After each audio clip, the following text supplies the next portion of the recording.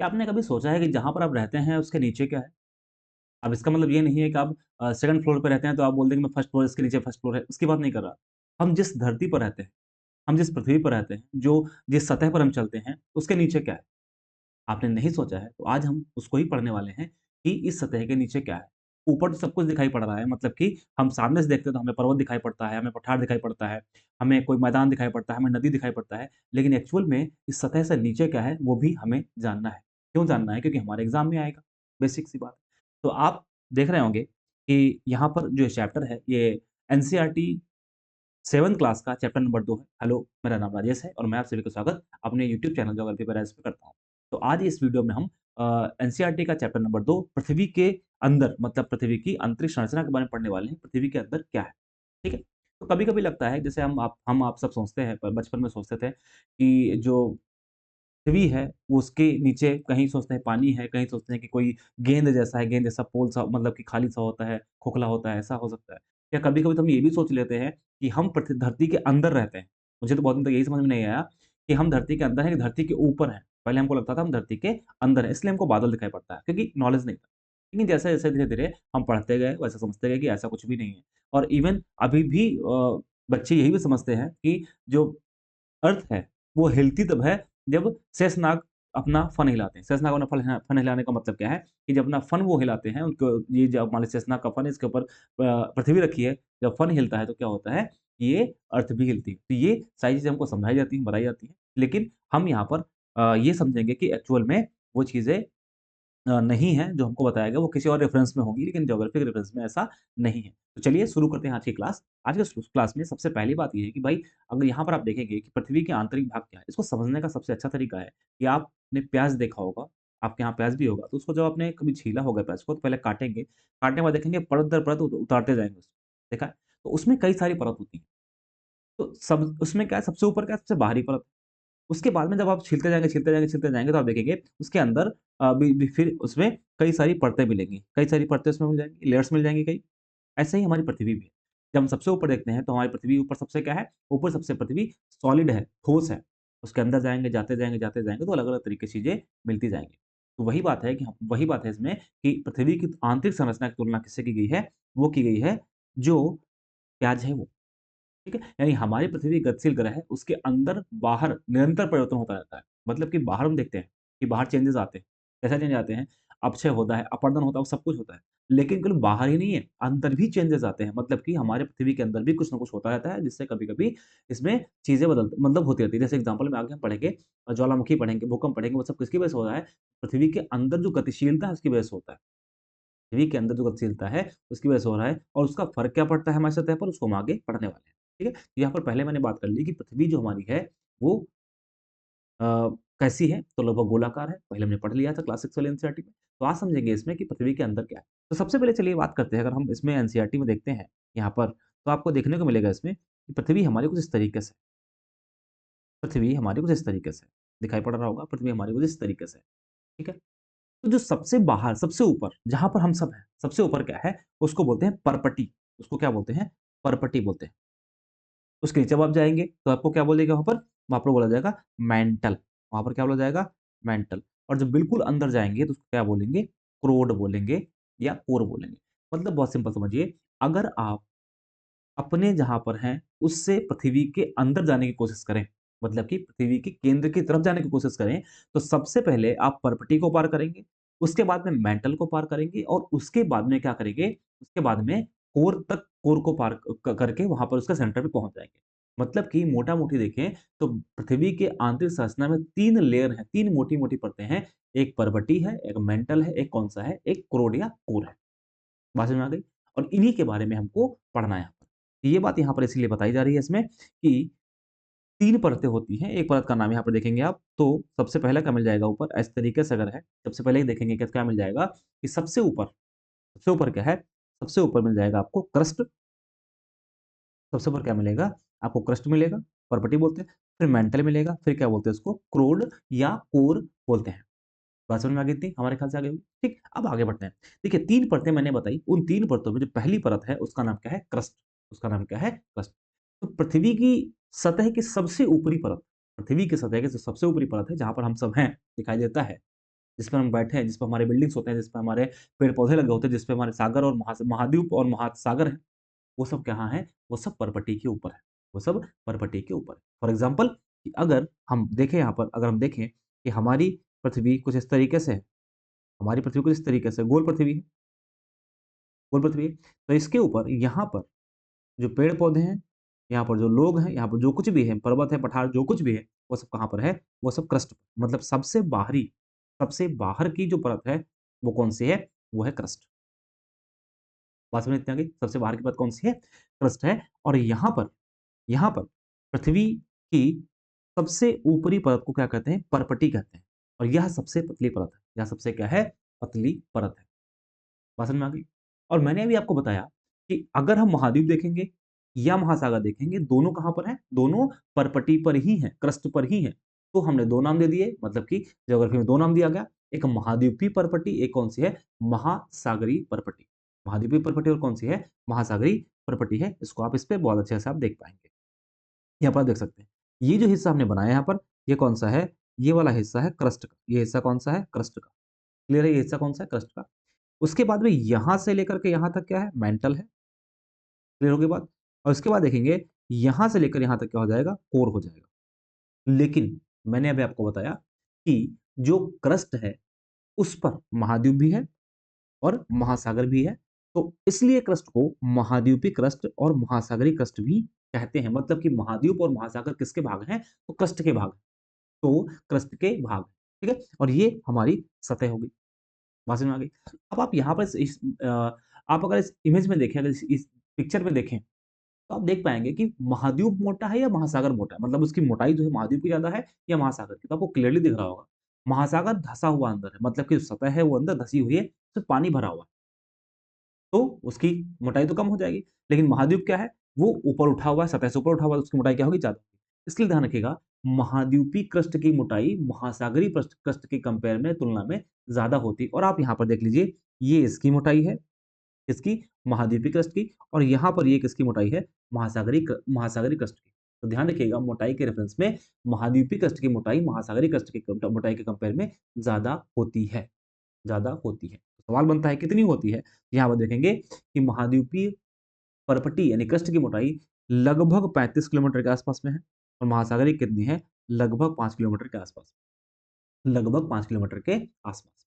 अब दूसरी बात अगर यहाँ पर करते हैं, तो खनिज क्या है? अभी आगे देखेंगे। सेल क्या है? आगे देखेंगे। ठीक है? एक बात समझ लेते हैं, जो महाद्वीपीय पर्पटी है वो किससे मिलकर के बनी है? वो बनी है सिलिका और एल्यूमिना से।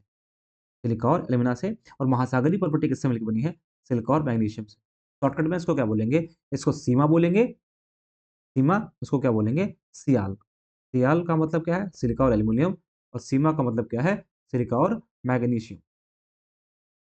मतलब कि इनका निर्माण का कंपोज़िशन कैसे हुआ है? इनका कंपोज़िशन है, इनका निर्माण हुआ है सिलिका और यहाँ पे मुख्य खनिज कौन है? सिलिका और एल्यूमिना। यहाँ पे मुख्य खनिज कौन-सा है? सिलिका और मैग्नीशियम यहाँ पर इसका मुख्य अ, खनिज है। बात समझ में आ गई? अब अगर दूसरी बात की बात करते हैं, उसका नाम है मेंटल। अब एक और बात समझिएगा, मेंटल और ट्रस्ट की अगर हम पूरी तरीके से गहराई समझें यहाँ, पूरी तरीके से गहराई समझें तो क्या हो जाएगा? अब देखिए 0 से 35 किलोमीटर 0 से 35 किलोमीटर क्या है? भूपर्पटी है।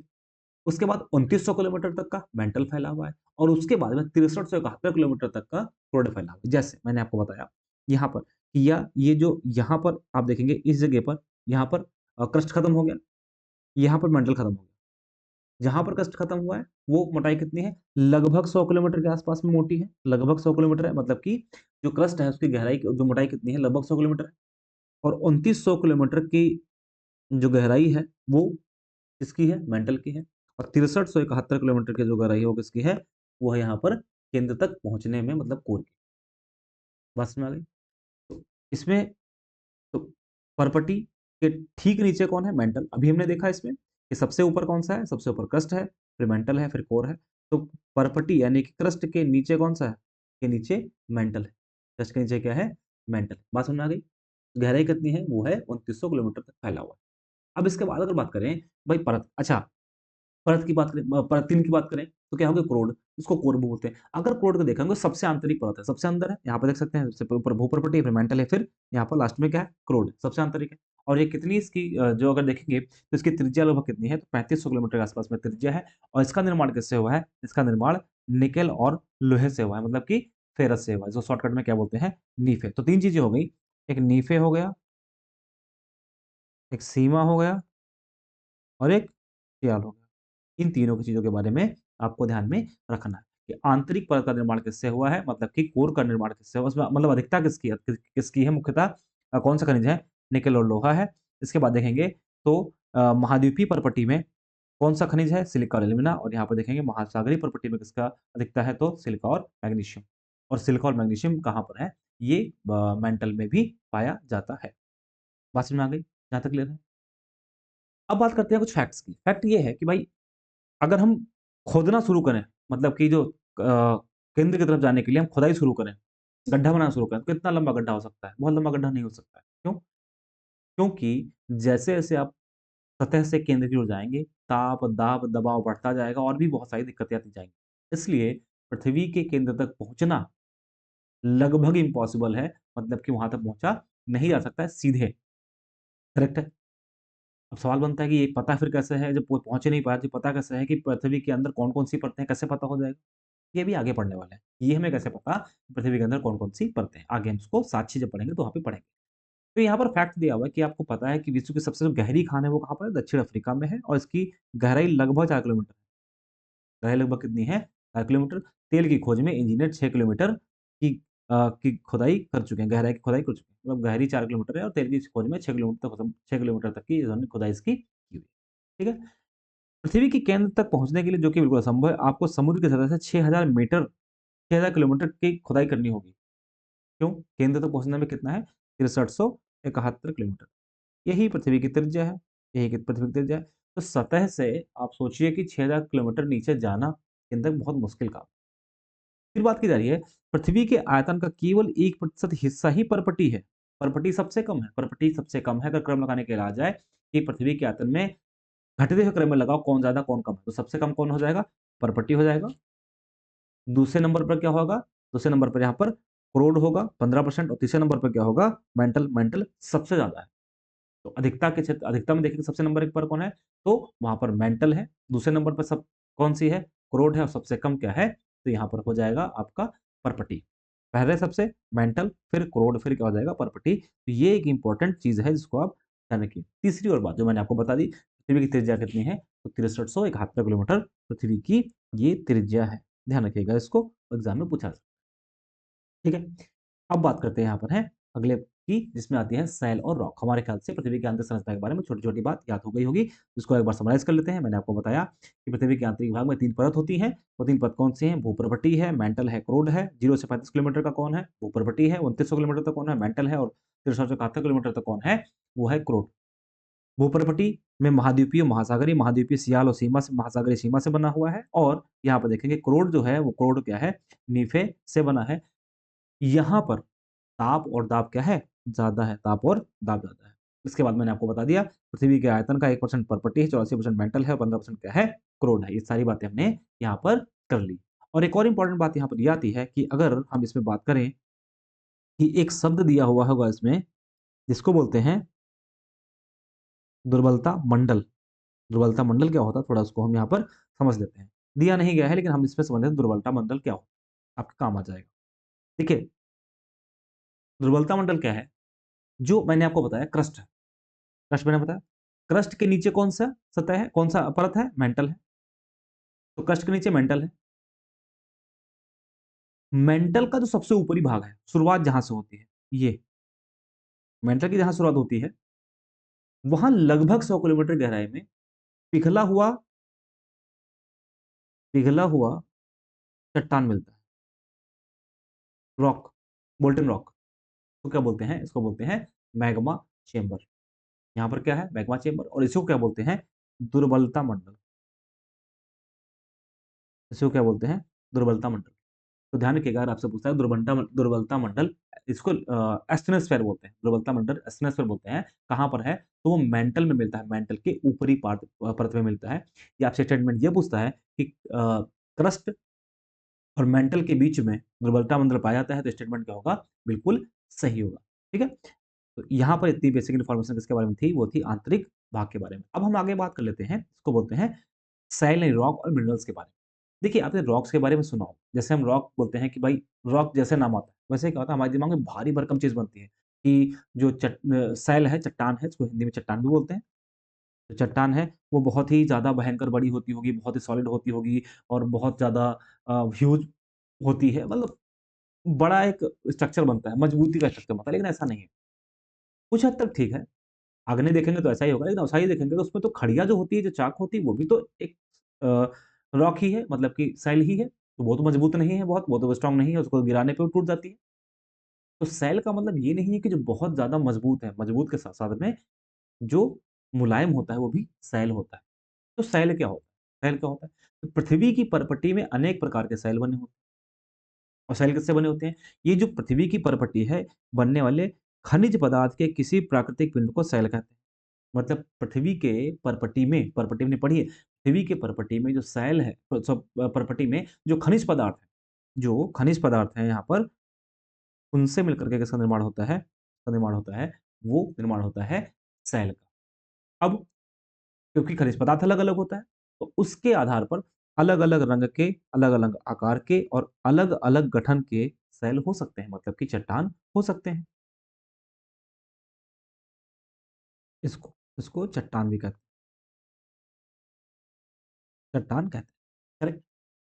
आपने कहीं न कहीं सुना होगा कि चट्टान 3 तरीके की होती हैं, रॉक्स 3 टाइप्स की होती हैं, सैलें 3 प्रकार की होती हैं। एक का नाम होता है आग्नेय चट्टान, एक का नाम है आग्नेय चट्टान, दूसरे का नाम है अवसादी चट्टान, तीसरे का नाम है कायांतरित सैल, यानी कि इग्निस रॉक, सेडिमेंट्री रॉक और मेटामॉर्फिक रॉक। आपने इनके बारे में पढ़ा होगा कि जो इग्निस रॉक है, इग्निस का मतलब क्या है? इग्नियस रॉक का मतलब क्या है? इग्नियस जो है, वो इग्निस से बना है। इग्नियस किससे बना है? इग्निस से बना है, जिसका अर्थ होता है अग्नि। इग्नियस किससे बना है? इग्नियस किससे बना है? जो इग्नियस है, वो किससे बना है? इग्निस से बना है। इसका अर्थ क्या होता है? इसका अर्थ होता है अग्नि। सेडिमेंट्री की बात बोलते हैं, सेडिमेंट्री जो है, वो सेडिमेंटम से बना होता है। सेडिमेंटम का मतलब क्या होता है? स्थिर, ये नीचे बैठना भी होता है। और मेटामॉर्फिक की बात करें, मेटामॉर्फिस से बना, इसका मतलब क्या होता है? परिवर्तन। मतलब समझिएगा, ऐसी रॉक जो आग जैसी चीज़ से बनी है, वो कैसी हो जाएँगी? इग्निस हो जाएगी। और आग जैसा क्या होता है? वो लावा और मैग्मा। मतलब कि लावा और मैग्मा से बनने वाली जो भी रॉक्स हैं, वो क्या हो जाएँगी? इग्निस रॉक्स हो जाएँगी। सेडिमेंट्री का मतलब क्या है? स्थिर। सेडिमेंट्री का मतलब नीचे बैठना भी होता है, तो ऐसी रॉक जो बैठ-बैठ के बनती है, मतलब कि अभी आगे समझेंगे, बैठ-बैठ के बनती है, उनको क्या बोलते हैं? सेडिमेंट्री। और ऐसी रॉक, ऐसी चट्टान जो अपने रूप को ही परिवर्तित करती हैं, उनको क्या बोलते हैं? मेटामॉर्फिक बोलते हैं। वो मेटामॉर्फिस से बना है, इसका मतलब क्या होता है? रूप परिवर्तन। बात समझ में आ गई हमारे ख्याल से? तो हम एक-एक चट्टान की बात करते हैं, जिसमें पहली आती है आग्नेय चट्टान। आग्नेय चट्टान को क्या बोलते हैं? Ignis rock. पहले मैंने बताया आग्नेय जो है वो इग्निस से बना है, इसका मतलब क्या होता है? इसका मतलब होता है अग्नि, आग के समान। अब आग के समान कौन है? तो लावा और मैग्मा है। मैग्मा लावा का नाम से आपने सुना होगा, ज्वालामुखी जब पढ़ेंगे तो आप डिटेल में पढ़ेंगे कि ज्वालामुखी के विस्फोट से बाहर निकलता है। अब जब बाहर निकलता है, अब यहाँ पर एक और बात समझिएगा, यहाँ पर एक और बात समझ लीजिएगा, इसमें कि मान लीजिए इसमें यहाँ पर समझिएगा कि मैंने आपको अभी अभी जस्ट बताया कुछ देर पहले कि दुर्बलता मंडल का है, जहाँ पे मैग्मा है, अभी बताया मैंने। कि ये सतह है, यहाँ पर सतह है। सतह के नीचे मतलब कि क्रस्ट के नीचे मैग्मा स्थिर होता है, मैग्मा चैम्बर होता है, दुर्बलता मंडल होता है। उससे मैग्मा बाहर निकलता है। जब मैग्मा बाहर निकलता है तो 2 बातें। पहली चीज़, ऐसा मैग्मा जो सतह से बाहर निकल आया उसको क्या बोलेंगे? लावा बोलेंगे। उसको क्या बोलेंगे? लावा बोलेंगे। लेकिन जो सतह के नीचे ही रह गया उसको क्या बोलेंगे? उसको बोलेंगे मैग्मा। ऐसा मैग्मा जो सतह से बाहर निकला है उसको क्या बोलेंगे? लावा बोलेंगे। जो सतह के नीचे रहेगा उसको क्या बोलेंगे? मैग्मा बोलेंगे। और एक टाइम के बाद में धीरे-धीरे क्या होता जाएगा? ये सूखता जाएगा। एक टाइम के बाद में धीरे-धीरे क्या होता जाएगा? सूखता जाएगा। जब सूखता जाएगा तो वो ठोस हो जाएगा, सॉलिड हो जाएगा। तो लावा से जो स्ट्रक्चर बनेगा वो सतह से बाहर बनेगा, इसलिए बहिर्वेदी बोलते हैं। और मैग्मा जो कि सतह के नीचे रह गया था, वो जब सूखेगा, कुछ स्ट्रक्चर बनाएगा, उसको क्या बोल देंगे? अंतर्वेदी बोलेंगे। अंतर्वेदी बोलेंगे। इसलिए देखेंगे कि इसमें 2 टाइप होता है, एक बहिर्वेदी, एक अंतर्वेदी होता है। और क्योंकि सबसे पहले जब आप पढ़ोगे पृथ्वी का जो उत्पत्ति है वहाँ पर पढ़ोगे कि पृथ्वी पर बनने वाली पहली सेल कौन-सी है, चट्टान कौन-सी है, इसका नाम है इग्निस रॉक, आग्नेय चट्टान है। इसलिए इसको क्या बोलते हैं? इसलिए इसको प्राथमिक सेल भी कहते हैं, प्राथमिक यानी प्राइमरी रॉक भी इसको बोलते हैं। क्लियर हो गई बात? यहाँ पर मैंने बताया आपको कितने प्रकार की सेल होती है ये 2 प्रकार मतलब आग्नेय सेल कितने प्रकार की हैं? 2 प्रकार की। नंबर 1 में बहिर्भेदी और नंबर 2 में अंतर्भेदी। बहिर्भेदी वो चट्टान आग्नेय चट्टान है जो लावा से बनती है, सतह के ऊपर लावा से बनती है। मतलब कि जब लावा जो होता है, ये पृथ्वी की सतह पर आता है, तेज़ी से ठंडा होता है और ठोस हो जाता है। अब क्योंकि तेज़ी से ठंडा हो रहा है, तो इसमें बहुत महीन दानों वाली संरचना बनती है। इसमें बहुत महीन दानों वाली संरचना बनती है और इसका एग्ज़ाम्पल क्या है? बेसाल्ट। इसका एग्ज़ाम्पल क्या है? बेसाल्ट। क्लियर है? और आपने नाम सुना होगा दक्कन पठार, नाम सुना है? दक्कन पठार नाम सुना है? तो दक्कन पठार बेसाल्ट से ही बना हुआ है और ये मोस्ट इम्पोर्टेंट बात है, इसको आप यहाँ पर समझ लीजिएगा और लिख लीजिएगा। अब अगर आगे बात करेंगे इसके बाद करेंगे अंतर्वेदी अग्नि की। तो देखो, ये सतह से नीचे है, अगर सतह से नीचे है तो क्या है? ये धीरे-धीरे गर्म धीरे-धीरे ठंडा होगा। क्योंकि इसका संपर्क वातावरण से तो है नहीं, तो क्या होगा कि धीरे-धीरे ठंडा होगा और जब धीरे-धीरे ठंडा होगा तो क्या होगा, इसमें बड़े आकार के दाने बन जाएँगे। इसमें बड़े आकार के क्या होंगे? दाने बन जाएँगे। इस बात को ध्यान रखिएगा। तो द्रवित मैग्मा कभी-कभी भूपर्पटी के अंदर गहराई में ही ठंडा हो जाता है। धीरे-धीरे ठंडा होने के कारण इसमें दाने कैसे होते हैं? बड़े। इसका एग्ज़ाम्पल क्या है? एग्ज़ाम्पल है ग्रेनाइट। इसका एग्ज़ाम्पल क्या है? ग्रेनाइट। तो एग्ज़ाम्पल ध्यान रखिएगा, बेसाल्ट और ग्रेनाइट किसका एग्ज़ाम्पल है? आग्नेय चट्टानों का एग्ज़ाम्पल है। लेकिन वहाँ पर भी किसका एग्ज़ाम्पल है? बहिर्भेदी का एग्ज़ाम्पल उदाहरण कौन है? बेसाल्ट और अंतर्भेदी का उदाहरण कौन-सा है? उसका नाम है ग्रेनाइट। बात समझ में आ गई? यहाँ पर देखो ये बना भी है, ये मैग्मा है, बाहर आया तो क्या हो गया? लावा और ये जब पिघला तो क्या बन गया? बहिर्भेदी, ये बन गया अंतर्भेदी। क्लियर है यहाँ तक की बात? अब यहाँ पर मसालों तथा दानों का चूर्ण बनाने वाले अपघर्षण पत्थर ग्रेनाइट के होते हैं। जो मसाले और दानों का जो चूर्ण होता है, इसको बनाने वाले जो अपघर्षण पत्थर होते हैं, वो क्या होते हैं? ग्रेनाइट के पत्थर होते हैं। तो इसमें हमने समझ लिया किसके बारे में? आग्नेय चट्टानों के बारे में समझ लिया। अब अगर बात करते हैं अवसादी की। अवसादी में बात समझिएगा भाई अवसादी क्या है? अगर ध्यान से देखेंगे मान लीजिए यहाँ पर पढ़ाया था तो मैंने बताया था इसमें बच्चों को पढ़ाया था। तो उसमें मैंने बताया था इसमें कि मान लीजिए कि ये एक अवसादी चट्टान है या कह सकते हैं कि ये अ, इसकी अगर बात करें तो यहाँ पर ये चट्टान जो है उसका नाम है अग्नि चट्टान मान लो। अग्नि चट्टान है ये, ठीक है? अग्नि चट्टान। तो अग्नि चट्टान जब टूटती है, अपक्षय होता है और टूटने के बाद में जब वो उड़ करके कहीं और जाती है तो उसका अपरदन होता है, परिवहन होता है मतलब उड़ जाता है। क्यों उड़ता है हम आगे बात करेंगे उसकी। जैसे एग्ज़ाम्पल में मैंने बताया कि आग्नेय चट्टान है, ये टूट गई, किसी कारण से टूट गई। इसके पार्टिकल उड़ करके कहीं पर जाएँगे जो बैठ जाएँगे वहाँ पर, कहीं जाके बैठ जाएँगे। तो बैठ जाएँगे, तो क्या बन जाएगी? अवसादी चट्टान। और क्योंकि इसमें बार-बार बैठेगा आकर के, एक बार पूरी परत बन जाएगी, उसके बाद फिर परत बन जाएगी, उसके बाद फिर परत बन जाएगी, इसमें कई परत होती हैं। इसको बोलते हैं परतदार चट्टान। इसको क्या बोलते हैं? इसको बोलते हैं परतदार चट्टान। मतलब कि ये जो सेल है, मतलब कि ये जो सेल का मतलब है जो चट्टान है, लुढ़क कर, चटक कर, एक-दूसरे से टकरा कर छोटे-छोटे टुकड़ों में टूट जाती है, जो मैंने आपको बताया। इन छोटे-छोटे टुकड़ों को क्या हो कहते हैं? अवसाद कहते हैं। और ये अवसाद हवा हो गया, जल हो गया या कोई और कारक हो गया, एक स्थान से दूसरे स्थान पर जाके जमा हो जाता है। जब जमा होता है तो क्या हो जाता है? इससे अदृढ़ अवसाद दबकर कठोर ठोस सेल परत बन जाती है। जैसे एग्ज़ाम्पल में क्या है? बलुआ पत्थर और रेत दोनों किसका एग्ज़ाम्पल है? ये अवसादी का एग्ज़ाम्पल है, सेडिमेंट्री का एग्ज़ाम्पल है। अब यहाँ पर एक और बात कि ये एकदम तो लेयर बन नहीं रही है कि चलो भाई रोड बन रही है फटाफट हम लेयर बना लें। ये प्राकृतिक चीज़ें हैं, बहुत टाइम लगता है। एक लेयर बनी, उसी बीच में कोई जानवर हो गया, कोई पौधा हो गया, कोई सूक्ष्म जीव हो गया, वो दब गया और उसके ऊपर दूसरी लेयर बन गई। तो किसमें बदल गया? जीवाश्म में बदल गया। किसमें बदल गया? वो फॉसिल में बदल गया, जीवाश्म में बदल गया। तो जीवाश्म क्या है? मैंने पहले बता दिया। पहले बताया, सेलों के परतों में दबे मृत पौधे और जंतुओं के अवशेष क्या है? जीवाश्म है, जीवाश्म है। तो आपने पढ़ा होगा जीवाश्म ईंधन, मतलब कि जो इस तरीके से बनता है उसको क्या बोलते हैं? जीवाश्म ईंधन। तो अगर आपसे पूछता है कोई पेट्रोलियम कहाँ मिलेगा? तो पेट्रोलियम कहाँ मिलेगा? बताइए, बताइए फटाफट इधर पेट्रोलियम कहाँ मिलेगा? सेडिमेंट्री रॉक में पेट्रोलियम मिलेगा। पेट्रोलियम कहाँ मिलेगा? सेडिमेंट्री रॉक में पेट्रोलियम मिलेगा। ठीक है? अच्छा, आग्नेय चट्टान में अवसाद कोई जीवाश्म होगा? नहीं होगा, क्यों नहीं होगा? क्योंकि इतने गर्म होते हैं सब पिघल करके खत्म हो जाएगा। तो अवसादी चट्टानों में, सेडिमेंट्री चट्टानों में या सेडिमेंट्री रॉक्स में जीवाश्म ईंधन मिलता है, पेट्रोलियम मिलता है। तो जीवाश्म क्या होता है वो मैंने आपको बता दिया। एग्ज़ाम्पल क्या है? बलुआ पत्थर और रेत। ठीक है? अब तीसरी बात करते हैं कायांतरित। तो कायांतरित का मतलब है अपना काया बदल दे, अपना रूप बदल दे। तो जब अवसादी और आग्नेय पर, ये हमने पढ़ लिया है ना, अवसादी और आग्नेय पर जब लगातार बहुत लंबे समय तक ताप और दाब पड़ता रहेगा, ताप और दाब पड़ता रहेगा, तो क्या बोलेंगे उसको? कायांतरित सेल बोलेंगे। ताप और दाब बढ़ता रहेगा। यहाँ पर देख सकते हैं, यहाँ पर जब इसके ऊपर लगातार ताप और दाब बढ़ेगा तो क्या होगा? ये अपना स्ट्रक्चर क्या होगा? चेंज करना शुरू कर देगी। जैसे एग्ज़ाम्पल में क्या है कि चूना पत्थर से संगमरमर बन जाता है। संगमरमर आपने देखा होगा, घरों में लगा ही है। संगमरमर बन जाता है और चिकनी मिट्टी से क्या बन जाता है? स्लेट। स्लेट और संगमरमर किसका एग्ज़ाम्पल है? ये दोनों आग्नेय कायांतरित जो सेल हैं, मेटामॉर्फिक रॉक्स हैं, इनका एक एग्ज़ाम्पल है। ठीक है?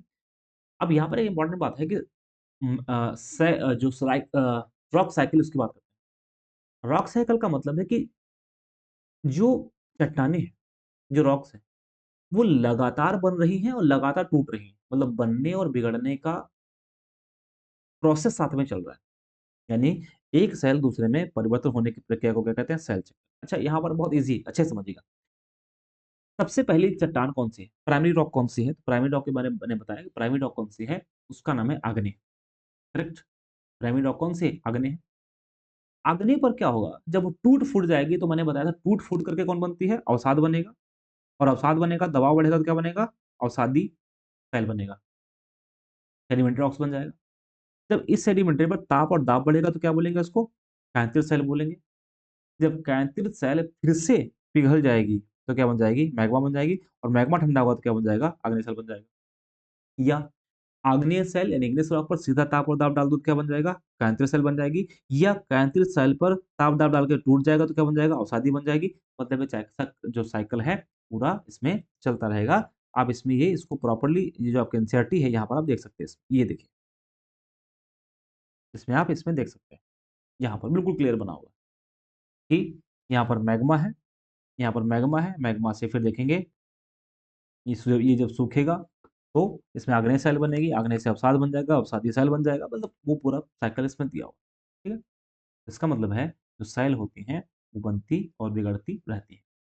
अब यूज़ क्या है? तो यूज़ की कोई कमी थोड़ी ना है। भाई सिंपल सी बात है, मैंने आपको आग्नेय चट्टान बताई, आग्नेय चट्टान में अगर देखेंगे तो मैंने बेसाल्ट बताया, जब बेसाल्ट टूटता है तो ब्लैक सॉइल यानी काली मिट्टी का निर्माण होता है।